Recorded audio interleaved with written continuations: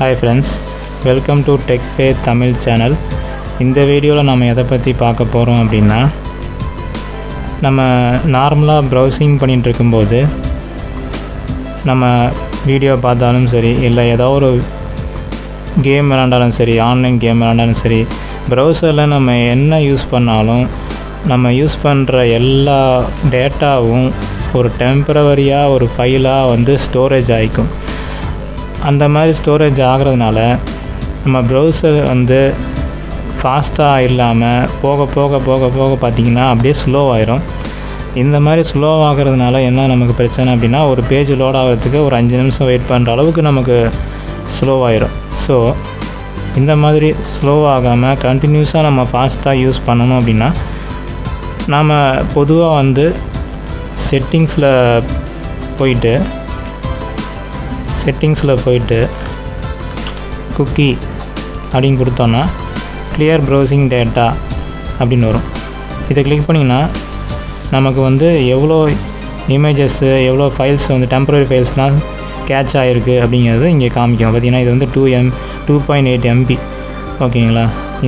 இது வந்து நான் ப்ரௌசிங் இன்ஸ்டால் பண்ணதுலேருந்து இன்றைக்கி வரைக்கும் அப்படிங்கிறதும் நான் வச்சுருக்கிறேன். ஆனால் வந்து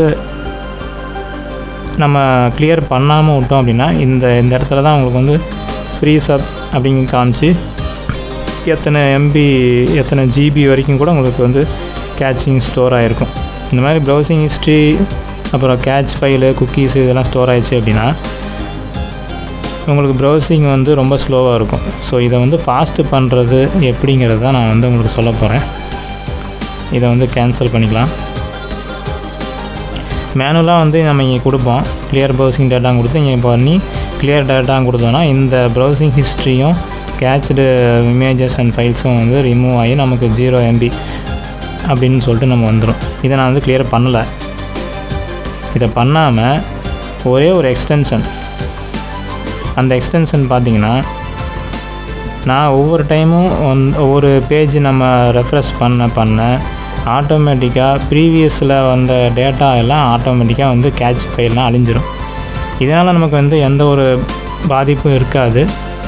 ஆனால் வந்து உங்களுக்கு ப்ரௌசிங் ஸ்பீடு வந்து தொடர்ந்து நீங்கள் ஆரம்பிக்கும் போது எந்த ஸ்பீடில் ஆரம்பிச்சிங்களோ அதே ஸ்பீடில் தான் எப்போவுமே இருக்கும். அதே மாதிரி கிளியர் ஆனதையும் வந்து நான் உங்களுக்கு ப்ரூஃபாக உங்களுக்கு காமிக்கிறேன்.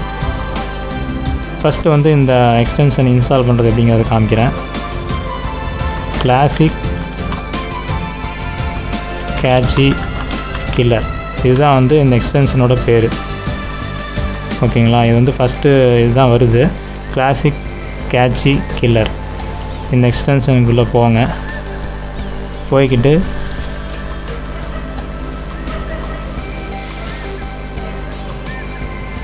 ஓகேங்களா. ரேட்டிங்ஸும் பார்த்தீங்கன்னா 97 வியூவர்ஸ் வந்து யூசர்ஸ் பார்த்திங்கன்னா ரிவ்யூஸ் நல்ல ரிவ்யூஸ் கொடுத்துருக்காங்க. 4.9 வரைக்கும் கொடுத்துருக்காங்க. 40,000 யூசர்ஸ்க்கு மேலே வந்து யூஸ் பண்ணுறாங்க. நல்ல ஒரு எக்ஸ்டென்ஷன் தான். இதை நான் வந்து ஆட் டு க்ரோம் கொடுக்குறேன், ஆட் எக்ஸ்டென்ஷன் கொடுக்குறேன். ஓகேங்களா, இப்போ ஆட் ஆகிடுச்சு. இதை பின் பண்ணிவிட்டு இப்போ நான் வந்து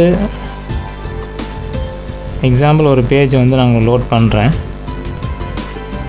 உதாரணத்துக்கு இந்த வெப்சைட்டை லோட் பண்ணலாம்.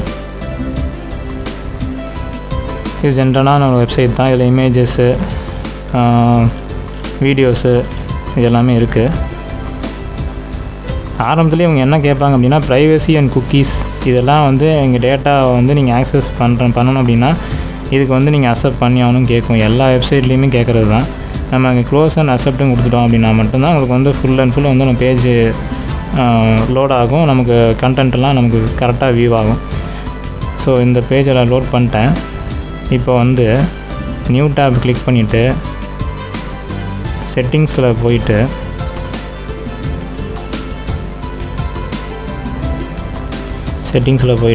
அதில் வந்து குக்கி அப்படின்னு டைப் பண்ணுறேன். கிளியர் ப்ரௌசிங் டேட்டா வருதுங்களா, இதை வந்து கிளிக் பண்ணுறேன்.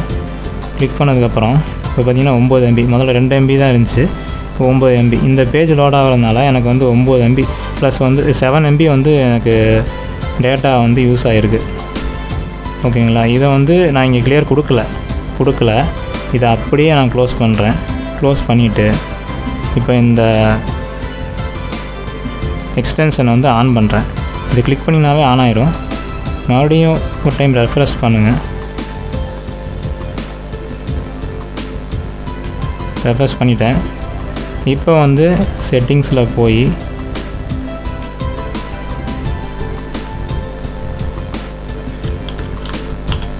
குக்கியில் போங்க. குக்கின்னு சர்ச் பண்ணிவிட்டு கிளியர் ப்ரௌசிங் டேட்டான்னு போனீங்கன்னா